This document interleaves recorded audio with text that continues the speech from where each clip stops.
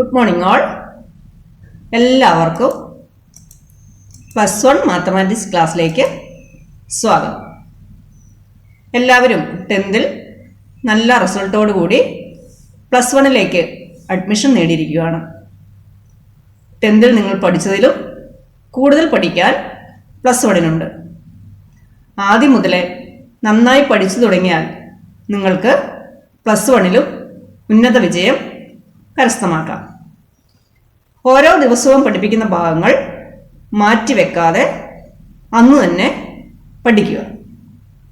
എല്ലാവർക്കും നന്നായി പഠിക്കാൻ കഴിയട്ടെ എന്ന് ആശംസിച്ചുകൊണ്ട് നമുക്ക് ക്ലാസ് ആരംഭിക്കാം. ഈ വർഷം 16 ചാപ്റ്റേഴ്സാണ് നിങ്ങൾക്ക് പഠിക്കാനുള്ളത്.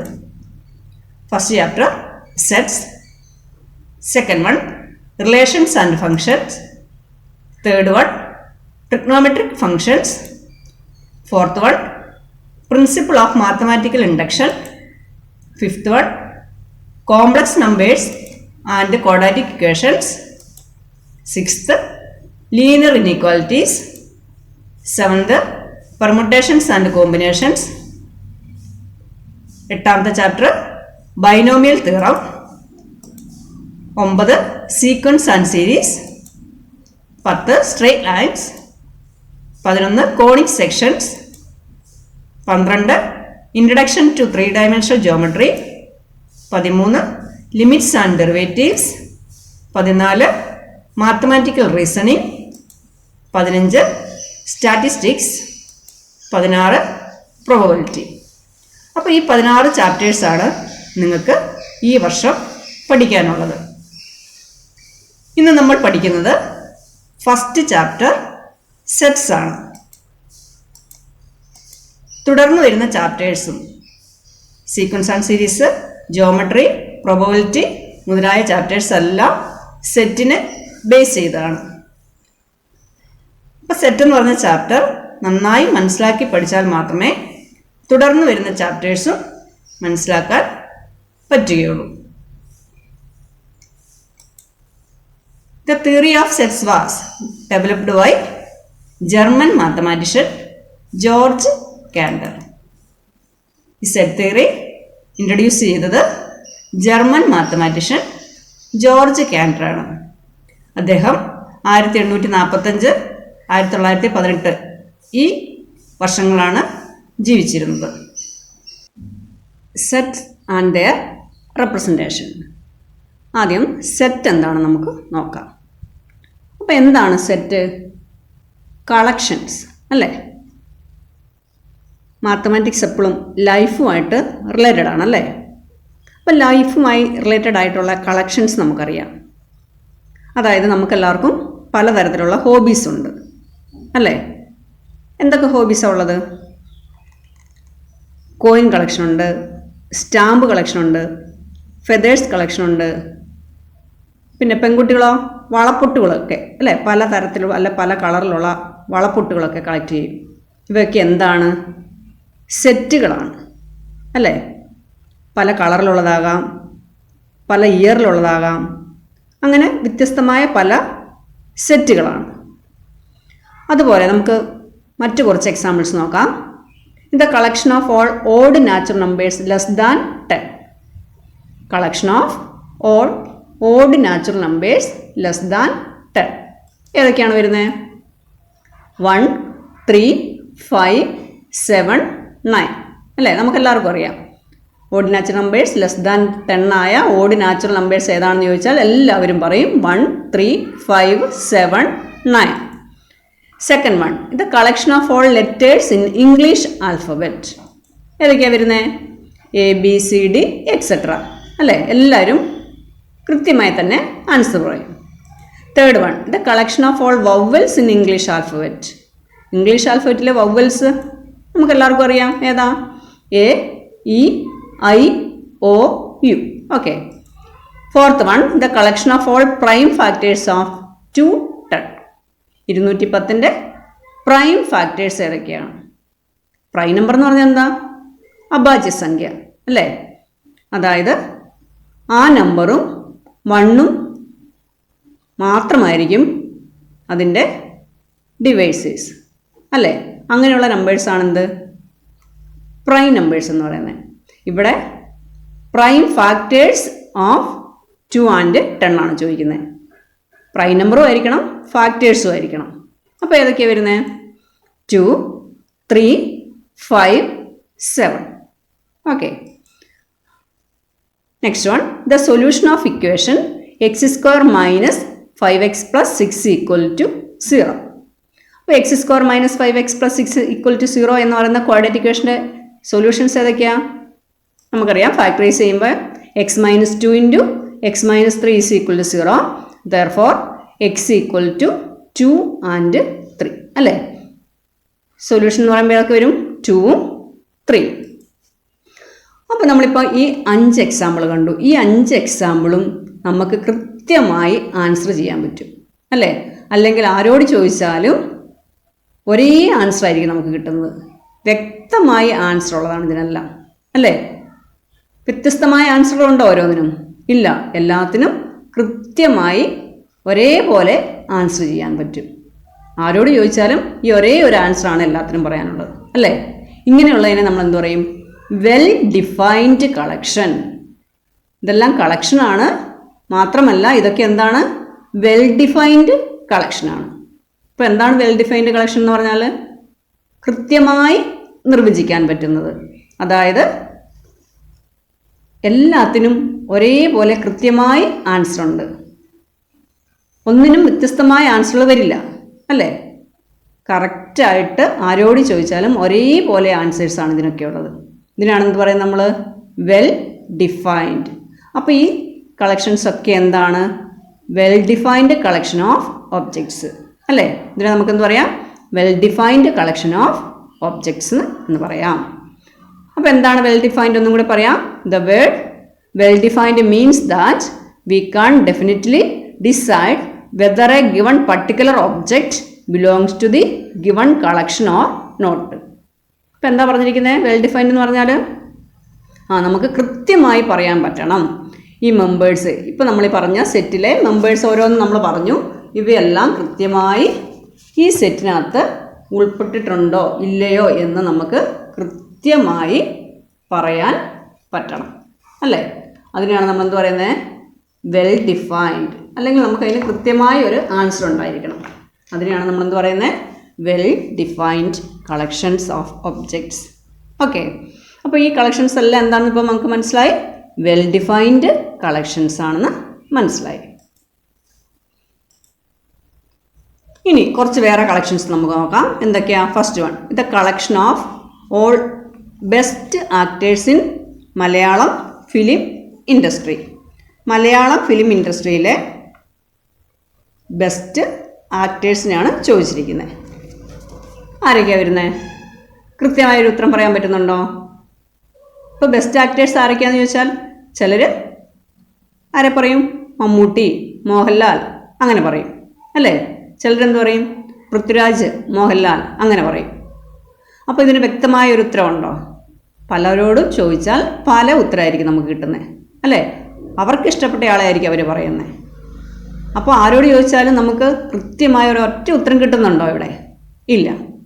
അതുപോലെ മറ്റൊരു example, the collection of all best players in Indian football team. Indian football ടീമിലെ ബെസ്റ്റ് പ്ലെയേഴ്സ് ആരൊക്കെയാ? കൃത്യമായി പറയാൻ പറ്റുന്നുണ്ടോ? ചിലരെന്ത് പറയും? സുനിൽ ഛേത്രി, ഗുർപ്രീത് സിംഗ് അങ്ങനെ പറയും. ചിലരോ സന്ദേശ് ജിങ്കൻ, സഹൽ അങ്ങനെ പറയും. മറ്റു ആരെയായിരിക്കും ഇഷ്ടം? അനിരുദ്ധ്, ഉദാത്ത സിംഗ് അങ്ങനെയായിരിക്കും പറയുന്നത്, അല്ലേ? അപ്പം പലർക്കും പലരെയായിരിക്കും ഇഷ്ടം. ഓരോരുത്തർക്കും വ്യത്യസ്തമായ ഇഷ്ടങ്ങളാണ് അവിടെ പറയുന്നത്. കൃത്യമായ ഒരു ആൻസർ നമുക്ക് കിട്ടുമോ ഇവിടെ? ഇല്ല. അതുപോലെ third one, the collection of all beautiful girls in your class. നിങ്ങളുടെ ക്ലാസ്സിലെ ഏറ്റവും സുന്ദരികളായിട്ടുള്ള കുട്ടികൾ. അപ്പോൾ കൃത്യമായ ഒരു ആൻസർ ഉണ്ടോ? പലരുടെയും ബ്യൂട്ടി കൺസെപ്റ്റ് പലതാണല്ലേ. ചിലർക്ക് ഒരുപാട് നീണ്ട മുടിയുള്ള പെൺകുട്ടികളെ ആയിരിക്കും ഇഷ്ടം, ചിലർക്കും മുടി കുറവുള്ള പെൺകുട്ടികളെ ആയിരിക്കും ഇഷ്ടം, അല്ലേ? അങ്ങനെ പല കൺസെപ്റ്റ് ആയിരിക്കും പലർക്കും. അപ്പോൾ എല്ലാവരും ഒരേ ആൻസർ ആയിരിക്കുമോ പറയുന്നത്? അല്ല, പലരും പല ആൻസറുകളായിരിക്കും പറയുന്നത്, അല്ലേ? അവിടെ നമുക്ക് കൃത്യമായ ഒരു ആൻസർ കിട്ടുന്നുണ്ടോ? ഇല്ല. അതുപോലെ the collection of 5 most famous mathematicians of the world. കൃത്യമായി പറയാൻ പറ്റുമോ? എല്ലാ മാത്തമാറ്റീഷ്യൻസും ഫേമസ് മാത്തമാറ്റീഷ്യൻസ് ആണ്, അല്ലേ? അപ്പോൾ നമുക്ക് അവിടെ കൃത്യമായ ഒരു മാനദണ്ഡം പറയാൻ പറ്റില്ല ഫേമസ് എന്നുള്ളതിന്, അല്ലേ? അപ്പോൾ ഇതെല്ലാം എന്തല്ല, കൃത്യമായി ഒരു ആൻസർ ഉള്ളതല്ല. പലർക്കും പല ആൻസർ ആയിരിക്കും പറയുന്നത്. ഇതിനെ നമ്മൾ എന്ത് പറയും? നോട്ട് വെൽ ഡിഫൈൻഡ് കളക്ഷൻസ്, അല്ലേ? എന്ത് പറയും? Not well defined collections. അപ്പോൾ നമ്മൾ നേരത്തെ അവിടെ കുറച്ച് എക്സാമ്പിൾ വെൽ ഡിഫൈൻഡ് കളക്ഷൻസ് കണ്ടു. ഇവിടെയോ നോട്ട് വെൽ ഡിഫൈൻഡ് കളക്ഷൻസ് കണ്ടു. തമ്മിലുള്ള വ്യത്യാസം എന്താ? ആദ്യത്തെ കളക്ഷൻസിൽ നമുക്ക് കൃത്യമായി ഒരു ആൻസർ പറയാൻ പറ്റുന്നുണ്ട്. കൃത്യമായി ഒരു ഒബ്ജക്റ്റ് അല്ലെങ്കിൽ എലമെൻറ്റ് അതിനകത്ത് ആ സെറ്റിൽ വരുന്നുണ്ടോ ഇല്ലയോ നമുക്ക് കറക്റ്റ് ആൻസർ പറയാൻ പറ്റും. പക്ഷേ ഇവിടെ അത് നമുക്ക് കറക്റ്റായിട്ട് പറയാൻ പറ്റില്ല. പലർക്കും വ്യത്യസ്തമായ ആൻസറുകളായിരിക്കും ഈ ഒരു കളക്ഷനകത്ത് വരുന്നത്, അല്ലേ? അപ്പോൾ കൃത്യമായി ആൻസർ പറയാൻ പറ്റുന്ന കളക്ഷൻസിനെ നമ്മൾ എന്ത് പറയും? വെൽ ഡിഫൈൻഡ് എന്നും, അങ്ങനെ അല്ലാത്തതിനെ നമ്മൾ എന്ത് പറയും? നോട്ട് വെൽ ഡിഫൈൻഡ് കളക്ഷൻസ് എന്നും പറയും. അപ്പോൾ ഇത്രയും കാര്യങ്ങൾ എല്ലാവർക്കും മനസ്സിലായല്ലോ. ഇനി നമുക്ക്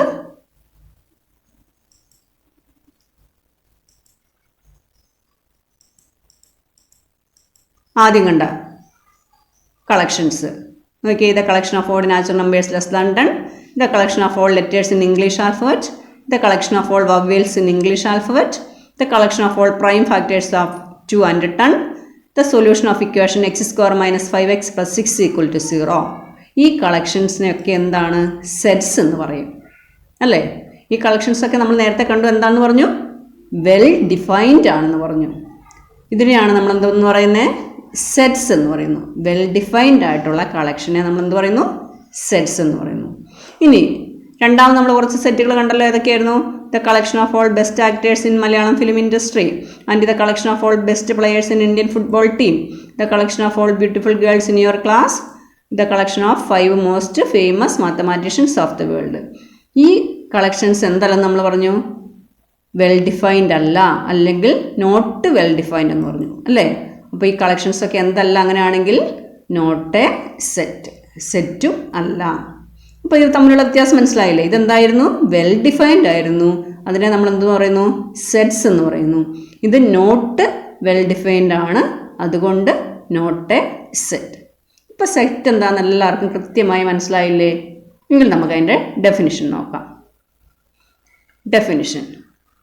അപ്പോൾ നിങ്ങൾ നോട്ട് എഴുതുമ്പോൾ ഇവിടെ മുതൽ എഴുതിയാൽ മതി. ഇപ്പോൾ നമ്മൾ പറഞ്ഞ കാര്യങ്ങൾ നിങ്ങൾ നോട്ടിലേക്ക് എഴുതണമെന്നില്ല. അത് നിങ്ങൾക്ക് മനസ്സിലാക്കാൻ വേണ്ടി പറഞ്ഞതാണ്. അത് നന്നായി മനസ്സിലാക്കിയിരിക്കുക. Set. A set is a well defined collection of distinct objects. ഇപ്പോൾ നമ്മൾ എക്സാമ്പിൾ എടുത്ത് സെറ്റ് എന്താ, സെറ്റ് അല്ലാത്തത് എന്താണെന്നുള്ള കുറേ എക്സാമ്പിൾസ് കണ്ടു, അല്ലേ? അതിൽ നിന്ന് നമുക്ക് എന്ത് മനസ്സിലായി? A set is a well defined collection of distinct objects. Well defined എന്താ നമ്മൾ കണ്ടു, അല്ലേ? വ്യക്തമായി നിർവചിക്കപ്പെട്ടിട്ടുള്ള, അതായത് കൃത്യമായി ആൻസർ പറയാൻ പറ്റുന്ന, അല്ലേ? അതാണ് നമ്മൾ വെൽ ഡിഫൈൻഡ്. അപ്പോൾ സെറ്റ് എന്താണ്? എല്ലാവരും പറഞ്ഞു പഠിച്ചേ. A set is a well defined collection of distinct objects. വ്യത്യസ്തമായ ഒബ്ജക്റ്റുകൾ, അല്ലെങ്കിൽ നമുക്ക് എലമെൻറ്റ്സ് എന്നും പറയാം. അപ്പോൾ ഒന്നുകൂടി പറഞ്ഞു. What is A set? A set is a well defined collection of distinct objects. Example. അപ്പോൾ നമ്മൾ നേരത്തെ എഴുതിയ എക്സാമ്പിൾസ് നമ്മൾ സെറ്റാണ്, സെറ്റ് അല്ലാത്തത് നമ്മൾ തിരിച്ച് കുറച്ച് എക്സാമ്പിൾ എഴുതിയില്ലേ? അതിൽ ആ ആദ്യത്തെ കളക്ഷൻസ് നമ്മൾ സെറ്റാന്ന് പറഞ്ഞു. ആ കളക്ഷൻസ് എക്സാമ്പിളായിട്ട് അത് തന്നെ എഴുതുക. The collection of all odd natural numbers less than 10, the collection of all letters in English alphabet, the collection of vowels in English alphabet, the collection of all prime factors of 2, 10. പിന്നെ ഇത് solution of the equation x² - 5x + 6 = 0. ഇതെല്ലാം എന്താണ്? സെറ്റിന് എക്സാമ്പിളാണ്.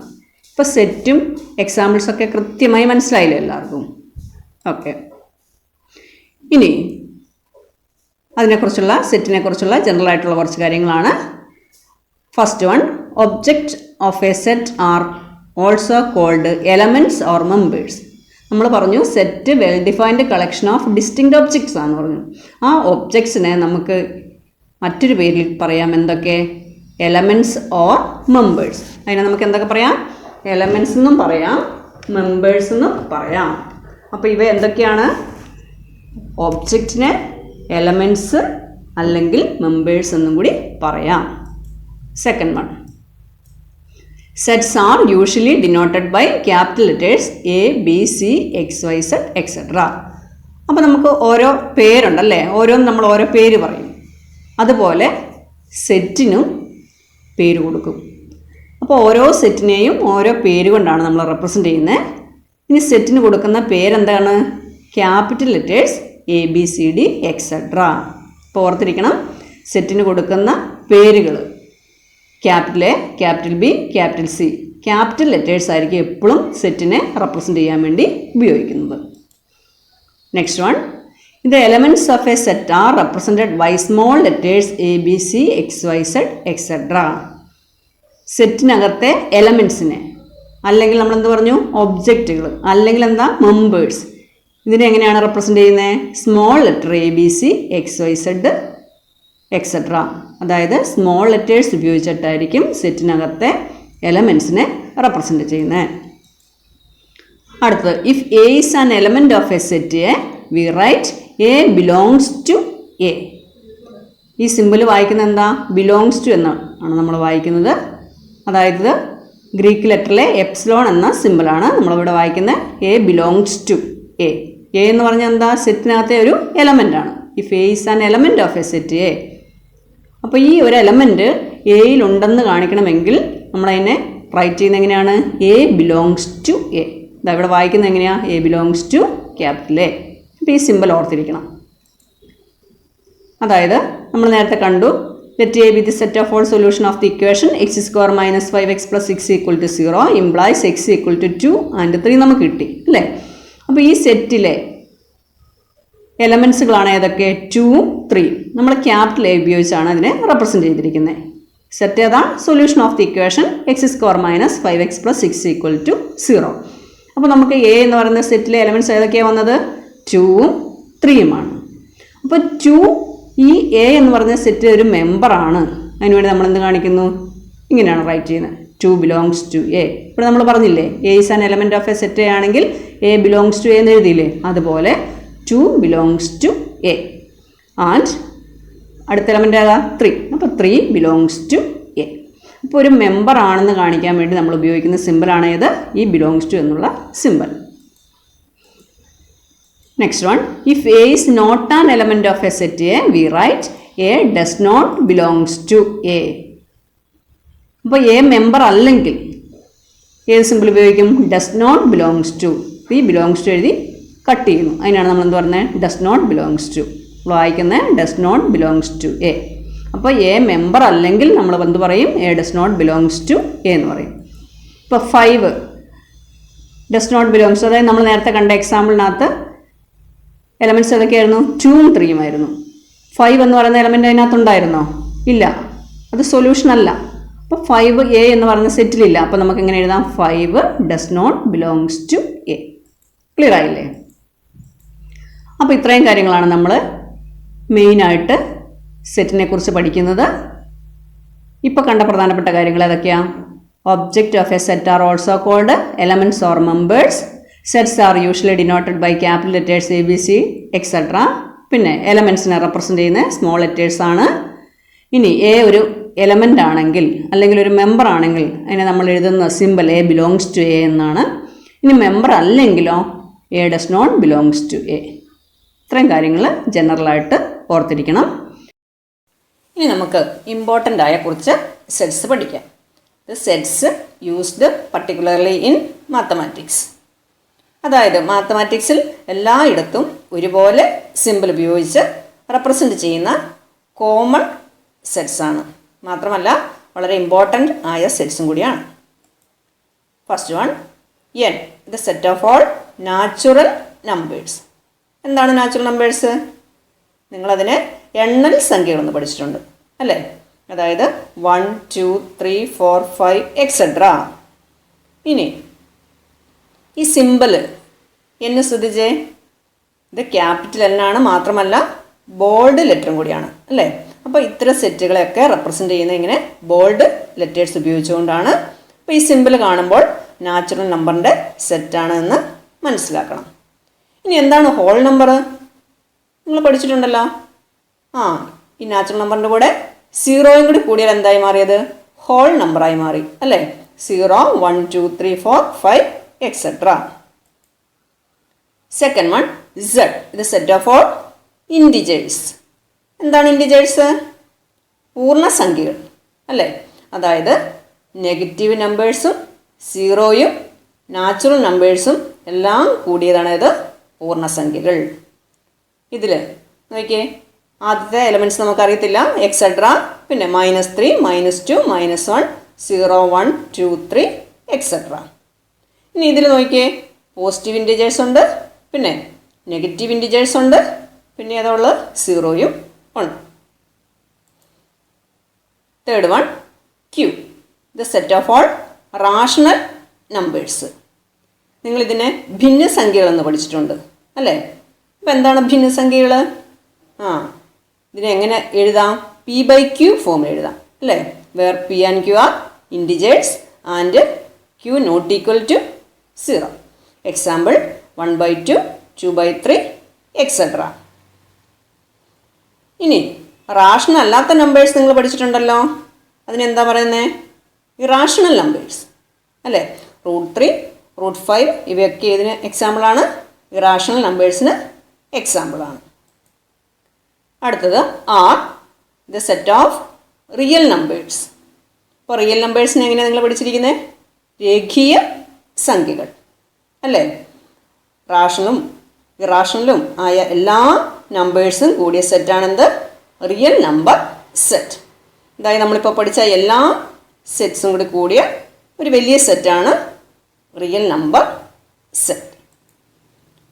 അടുത്തത് ഇവിടെ നോക്കിയേ, Z എഴുതിയിട്ട് ഒരു പ്ലസ് കൊടുത്തിട്ടുണ്ട് മുകളിൽ അല്ലേ? അത് വായിക്കുന്നത് Z+ എന്നാണ്. The set of all positive integers. Z നമ്മളിവിടെ പഠിച്ചിരുന്നത് എന്തായിരുന്നു? ദ സെറ്റ് ഓഫ് ഇൻറ്റിജേഴ്സ് ആണ്. അപ്പോൾ Z+ എന്ന് പറഞ്ഞാലോ the set of all positive integers. പോസിറ്റീവായ ഇൻറ്റിജേഴ്സ് മാത്രമാണ് ഇതിനകത്ത് എലമെൻറ്റ്സ്. അടുത്തത് Q+. The set of positive rational numbers. Q നമ്മളിവിടെ പഠിച്ചാണ് the set of all rational numbers. അപ്പോൾ Q+ എന്താണ്? The set of positive rational numbers. അതുപോലെ R+, the set of positive real numbers. ഇനി ഈ സെറ്റുകളെല്ലാം വളരെ ഇമ്പോർട്ടൻ്റ് ആണ്. അപ്പോൾ നോക്കിയേ, ഇതിൻ്റെ സിമ്പിൾസ് നോക്കിയേ, എല്ലാം ബോൾഡ് ലെറ്റേഴ്സാണ് അല്ലേ? അപ്പോൾ ഈ ലെറ്റേഴ്സ് കാണുമ്പോൾ മനസ്സിലാക്കണം ഇത് ഏത് സെറ്റും ഓരോ സിമ്പിളും ഏതിനെയാണ് റെപ്രസെൻ്റ് ചെയ്യുന്നതെന്ന്. അപ്പോൾ ഈ ചാപ്റ്റർ വളരെ എളുപ്പമുള്ളൊരു ചാപ്റ്ററാണ്.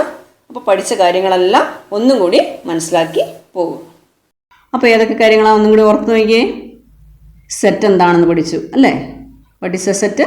A set is a well defined collection of distinct objects. അപ്പോൾ നമ്മൾ കുറേ എക്സാമ്പിൾ എഴുതി, അതിൽ വെൽ ഡിഫൈൻഡ് ആയിട്ടുള്ള ഏതാ അല്ലാത്ത ഏതാന്നൊക്കെ നമ്മൾ മനസ്സിലാക്കി അല്ലേ? പിന്നെ ജനറലായിട്ട് സെറ്റിനകത്ത് വരുന്ന കാര്യങ്ങൾ, സെറ്റിനെ റെപ്രസെൻ്റ് ചെയ്യുന്നത് ക്യാപിറ്റൽ ലെറ്റേഴ്സ് ഉപയോഗിച്ചാണ്. ഇനി സെറ്റിലെ എലമെൻറ്റ്സിനെ ഒബ്ജക്ട്സ് എന്ന് പറയാം, മെമ്പേഴ്സ് അല്ലേ? പിന്നെ സെറ്റിനുള്ളിലെ എലമെൻറ്റ്സിനെ റെപ്രസെൻ്റ് ചെയ്യുന്ന സ്മോൾ ലെറ്റേഴ്സ് ABCD ഉപയോഗിച്ചുകൊണ്ടാണ്. ഇനി ഒരു എലമെൻറ്റ്സ് സെറ്റിലുണ്ടെങ്കിൽ ബിലോങ്സ് ടു എന്ന് പറയും, അതില്ലെങ്കിൽ ഡസ് നോട്ട് ബിലോങ്സ് ടു. പിന്നെ ജനറലായിട്ട് മാത്തമാറ്റിക്സിൽ ഉപയോഗിക്കുന്ന സെറ്റുകൾ. ഇത്രയും കാര്യങ്ങളാണ് നമ്മൾ പഠിച്ചത്. അപ്പോൾ നിങ്ങൾക്ക് അസൈൻമെൻറ്റ് തരുന്നുണ്ട്. ആദ്യത്തെ ക്ലാസ്സിലെ അത്രയും ഇന്ന് കുറച്ച് നമുക്ക് പഠിച്ചാൽ മതി, ബാക്കി അടുത്ത ക്ലാസ്സിൽ നമുക്ക് പഠിക്കാം. അപ്പോൾ ഇന്ന് പഠിച്ചതുമായി ബന്ധപ്പെട്ട എക്സസൈസ് 1.1 ആണ്. Which of the following are sets? Justify your answer. ഈ തന്നിരിക്കുന്നതിൽ ഏതൊക്കെയാണ് സെറ്റ്, ഏതൊക്കെയാണ് സെറ്റ് അല്ലാത്തത്, ജസ്റ്റിഫൈ എന്തുകൊണ്ട്, ഈ കാര്യങ്ങൾ നിങ്ങൾ നോട്ടിലേക്ക് എഴുതണം. അപ്പോൾ ആദ്യം നോട്ട് എഴുതുന്ന ഈ ക്ലാസ് കാണുന്നതോടൊപ്പം തന്നെ നോട്ടും എഴുതി പോവുക. നോട്ട് എഴുതുന്ന എവിടെ മുതലാണ് ഞാൻ പറഞ്ഞു, നമ്മൾ ഡെഫിനിഷൻ സ്റ്റാർട്ട് ചെയ്യുന്നിടത്ത് മുതലാണ് നോട്ട് എഴുതുന്നത്. അപ്പോൾ ഇനി വേറെ നോട്ട് തരില്ല, ഈ ഒരു ക്ലാസ് കാണുന്ന കൂടി തന്നെ നിങ്ങൾ നോട്ടും എഴുതി പഠിച്ചു പോകണം. അതിനുശേഷം ഈ എക്സസൈസ് ചെയ്യാത്ത എക്സസൈസ്. അപ്പോൾ സെറ്റ് എന്ന് എഴുതി സെറ്റ് വരുന്നതൊക്കെ എടുത്തെഴുതുക, നോട്ടേ സെറ്റ് എന്ന് എഴുതി സെറ്റ് അല്ലാത്തതൊക്കെ എഴുതുക. ഒരു എക്സസൈസും കൂടി ഉണ്ട്. Question number 2. Let A is equal to set 1, 2, 3, 4, 5, 6. Insert the approximate symbol belongs to or does not belongs to in blank space. അതായത് നിങ്ങൾക്ക് എ എന്ന് പറയുന്നൊരു സെറ്റ് തന്നിട്ടുണ്ട്. ആ സെറ്റിൽ 1, 2, 3, 4, 5, 6 ഇതാണ് സെറ്റിലെ എലമെൻറ്റ്സ്. ഇവിടെ ഈ ബ്ലാങ്ക് സ്പേസിൽ ഈ എലമെൻറ്റ് അതിനകത്ത് ബിലോങ്സ് ടു ആണോ അല്ലയോ എന്നുള്ളത് എഴുതണം. 5 എന്ന് പറയുന്ന മെമ്പർ ഈ സെറ്റിനുണ്ടോ? ഉണ്ടെങ്കിൽ നമ്മളവിടെ ബിലോങ്സ് ടു എന്ന് എഴുതും. ഇല്ലെങ്കിൽ എന്നെഴുതും ഡസ് നോട്ട് ബിലോങ്സ് ടു എന്നെഴുതും. അപ്പോൾ ഇന്ന് ഇത്രയും കാര്യങ്ങളാണ് ഇന്നത്തെ ക്ലാസ്സിൽ പഠിച്ചത്. അടുത്ത ക്ലാസ്സിൽ നമുക്ക് ഇതിൻ്റെ ബാക്കി ഭാഗങ്ങൾ നോക്കാം. Thank you.